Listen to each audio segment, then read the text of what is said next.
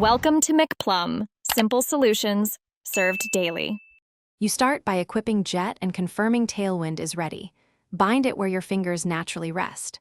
First, position yourself parallel to cover and commit to a consistent movement, either walk or sprint, so your sideways momentum is predictable.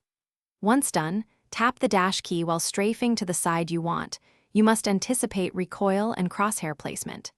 This initial input sets the whole maneuver, so practice the exact tap and strafe rhythm until you can reproduce it 3 times in a row. You now refine control. Keep your crosshair at head level and use micro mouse corrections during the dash to keep aim centered. Once the dash starts, avoid firing immediately. Wait about 1 to 0. 3 seconds to let movement settle and recoil reset, then fire a controlled burst. If you add a jump or crouch mid-dash, do it deliberately. Those inputs change trajectory and make you harder to hit, but also require faster aim adjustments. Practice these timing windows to make the dash reliable under pressure. You finish the sequence by recovering to safety.